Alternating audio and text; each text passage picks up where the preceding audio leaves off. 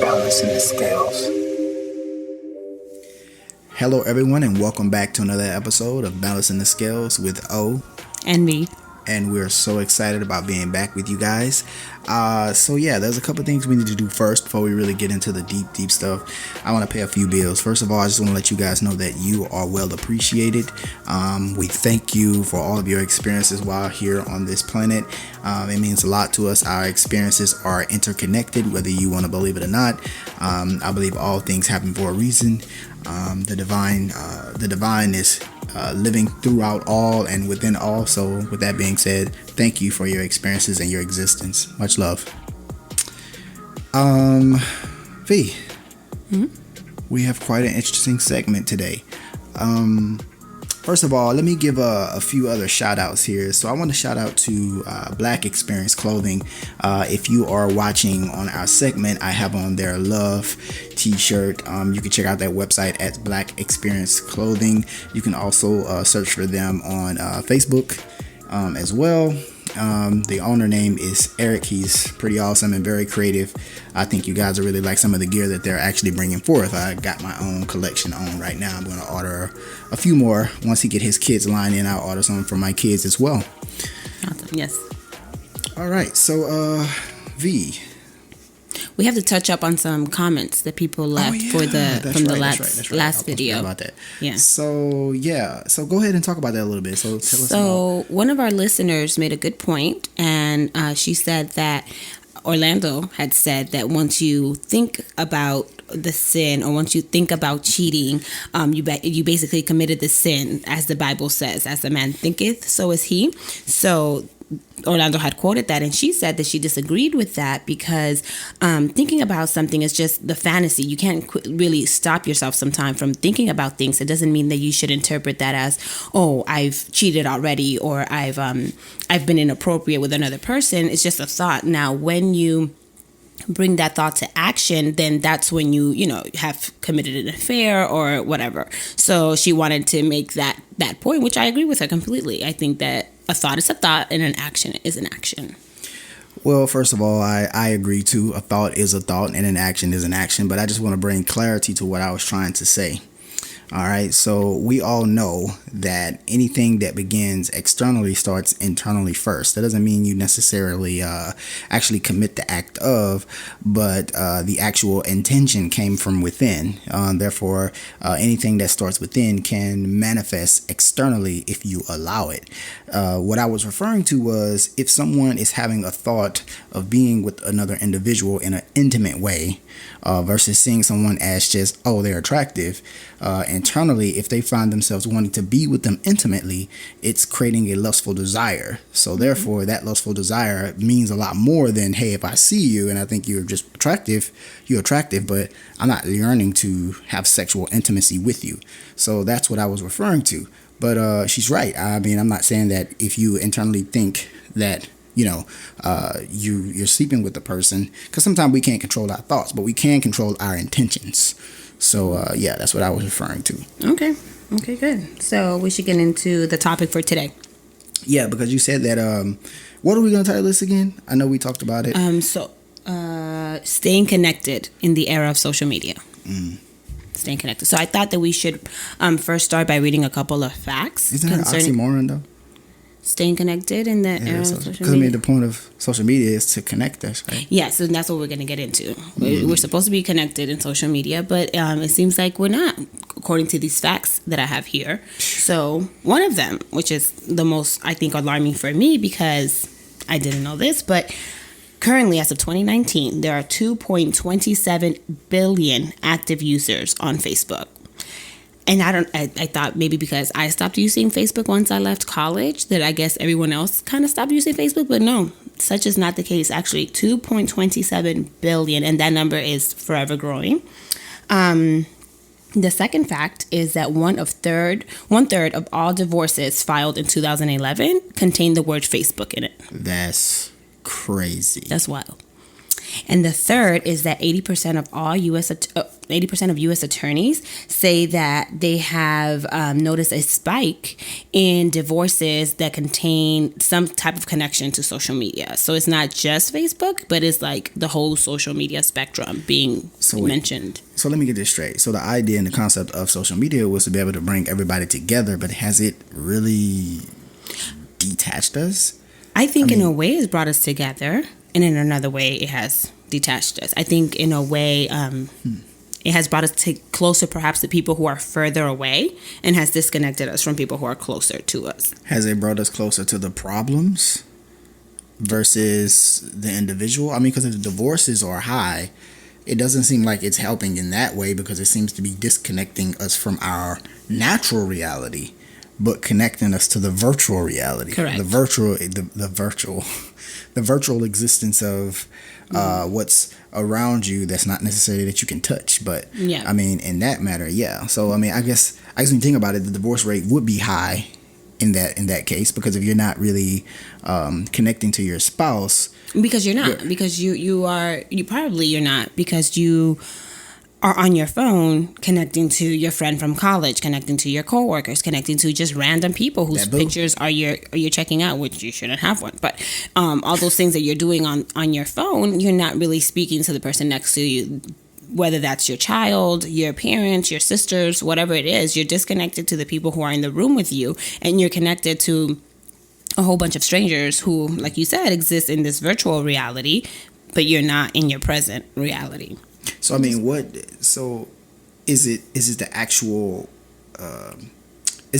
profile or the actual platform itself that's causing this? Is it how large it has gotten, or is it just the person and how they're using it? I mean, can we truly blame the connection issue on Facebook? Can we blame it on ourselves? Is it a little bit of both? Like, what is it? What do you think it's the primary cause? I think it's a little bit of both. I don't think that Facebook is sending you notifications telling you, it's been 3 months since you last cheated on your wife. So I don't think it's Facebook all to blame for everything. But I do think that its constant appearance is like a distraction that people should have the fortitude and the strength to opt out of always being connected to Facebook, but most people don't. So I think it's equally shared of a problem. Facebook provides a lot of opportunities to be wild, especially when they slide in them DMs. And that's Instagram. It don't matter. They call it all the same. Facebook, IG. Whatever. I haven't been on Facebook in such a long time. I don't even know. Actually, personally, I like Facebook better. I mean, maybe it's because I'm old. I don't know. Yeah, old people be running Facebook now. Whatever. No, I mean, I can't get with the Snapchat and all that stuff. It's just not really my style. But Instagram, I am on Instagram a lot. Obviously, I have my platforms there, but I heard that Snapchat, you can send a naked picture, video of yourself, and then it deletes within 24 hours. So yeah, it's the ultimate cheating app. That's what they call it. That's crazy. They call it the ultimate cheating app. It goes away in 24 hours. So women be really close to their dudes. Like, yo, let me see your phone. They're like, oh shoot, that's Snapchat. The only way you can really do it is if you screen record or something like that, the event, and then you'll have the proof. Footage. Yeah, the proof. But anyway, so I guess in this era, so my wife and I has been together 5-6 years, married 3 of those 6 years together, and we're definitely happy to share some of the things that we did to kind of stay connected throughout that time, through friendships and ups and downs and different things like that. And one of the things that we probably disagree on is how we shared each other on our social media platforms. I really blasted my wife majorly in a major way. That was a majorly, I don't think that's a real word, but in a major way, I blasted my wife. And my concept to that was that I would keep the flies away. I think of it as you spray the repellent and you put the little smoke screens up, and it just kind of keeps everyone away. It keeps everyone at bay, and there's a respect level. But for some, it's more of a draw, right? Yeah, there's a lot of women out here who don't mind dating a married man. So They wouldn't mind that you have me blasted on social media. I was the opposite. I thought that until this wasn't like a sure thing, that I wasn't going to put you on blast, because what if we broke up, or what if, like it ended nasty. I didn't want to be embarrassed and be like, oh, wasn't she just posting him up, and then now he's with another girl on his IG. So I was like, I'm gonna keep that as private as possible. Yeah, that's the kind of the downside to putting your spouses out there on social media, because a lot of people are afraid, well, what if it don't work out? Well, I didn't have any doubt in my mind that you were my wife. So isn't that sweet? Yeah, I was a little bit afraid, and so yeah, I know you were more cautious. It's all good though, because it's fine, because we're here. We're here. So with that being said, I kind of want to segue a little bit into why is it that these numbers, these statistics, if you don't mind reading this to the audience one more time, like, why do you think this high divorce rate is? Is Facebook or any social media platform allowing us to have a gateway or a safe space for this fantasy reality that it creates for us? Why do you think that is? I think that sometimes people can probably be disappointed or disconnected with their own marriages, and instead of doing the hard work that it takes to reconnect and respark that electricity, and just like solve those problems that are now have grown because of all the separation, they decide, well, I'm just gonna opt out. I'm just gonna click out of this app and just click onto something else, and that something else is provided very nicely by Facebook. It's laid out. I mean, what kind of girl you want to see, what kind of guy, what's your old boo doing, check up on this, check up on that. And so it gives you this place where you can escape and connect to people that give you that spark back, or they give you that feel that you're no longer experiencing in your current relationship. And then from there on, the balls just starts rolling. You start with kind of like what we spoke of last episode, where you start with a thought and then you follow up with a little bit like, oh, where's this intrigue going? And you're going to go browse their pictures, and that grows into, I'm going to hit them up, and then I'm going to DM them. And this is just a conversation. I'm not sleeping with them. I'm just being friends. You know how you guys say, oh, you can't have one more friend. Oh, so your husband don't let you have friends. So it starts like that. And then boom, you're meeting up with them at a hotel. No, it's funny that you say that, because we were actually watching a documentary today on I can't remember the name, something The Great Hack. The Great Hack, but it was a company that kind of Cambridge Analytica. Listen, I said that wrong. Don't judge me. Say that fast. Cambridge Analytica. Okay, cool. So listen, let me tell you something. She's dead spot on, right? So there are companies out there that actually track the analytics or your data, and based on, if you are on IG, or if you are on Snapchat, or if you are wherever, Google, and you're looking up certain type of women or certain type of men, what's happening is they're actually giving you suggestions based on the type that you're looking at. So they're setting you up for this design. I mean, especially if you're married and you're not honest about who you are and where you are, and you're searching for certain type, you're gonna see those type constantly. They're just gonna kind of come to you on your social media platform, and you're just like, oh wow, and some people are like, oh, that's a sign. You right? See? I'm supposed to cheat. That's a sign. Look at that. It's from God. It's from God. They like to do that a lot. Really like to blame God on that. But anyways, it's just algorithms, people.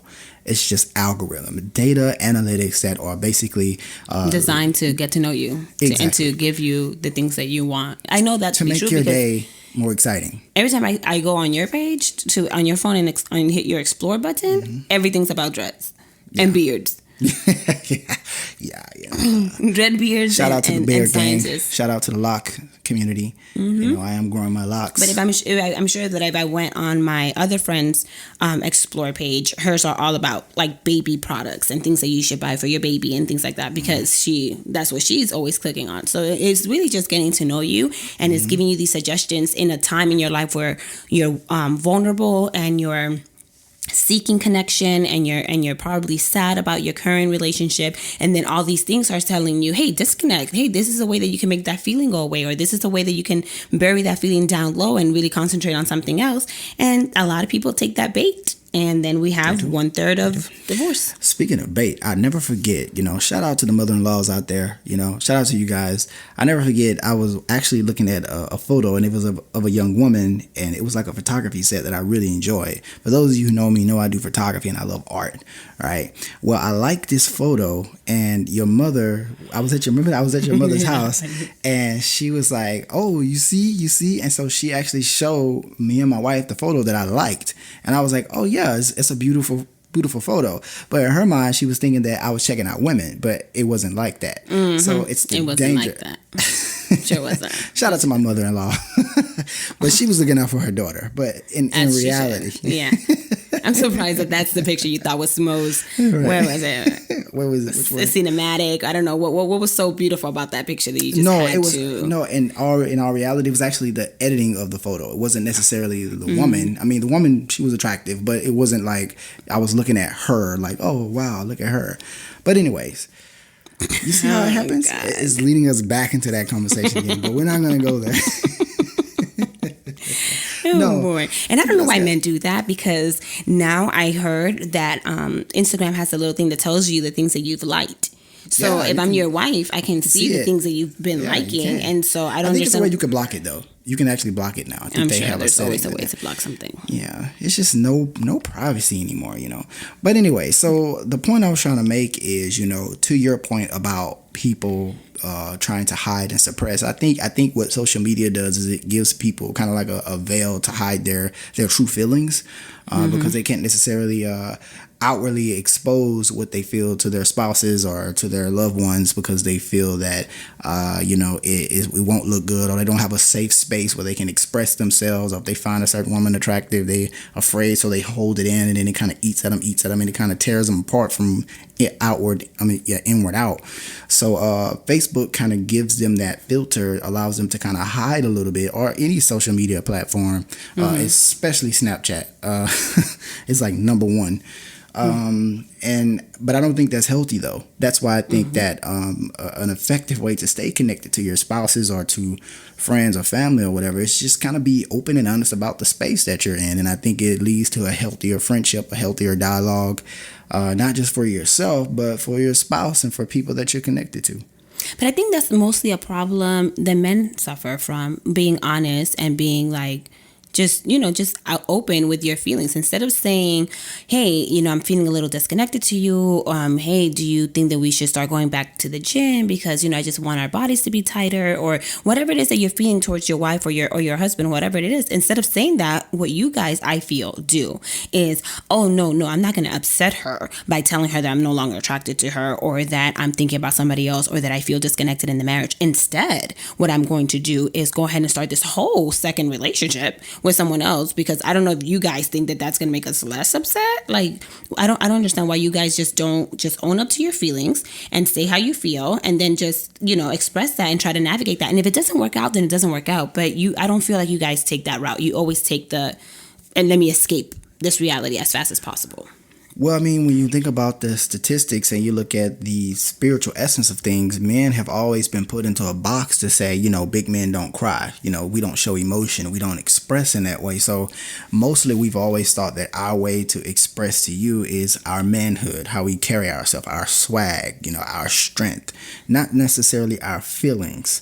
So it's a different type of component when you're talking to some men now. We're moving into the era, back into the era, because back in the day, men would beg women for love and be more expressive. And then the times changed with the music, because we all know the science of music.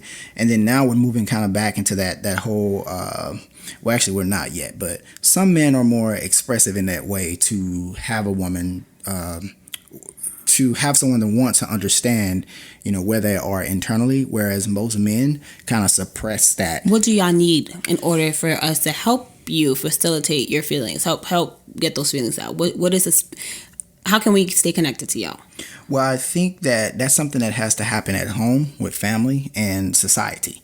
Society has to be able to tell the man that it's okay to express feelings, even sometimes I find myself good, telling my son, big boy, instead of just being like, good job, because it's more masculine, more masculine. So I think overall what you can do is, from my perspective, is try to understand the language of your spouse, or and how they're connecting to their feelings in a way. What type of music are they listening to?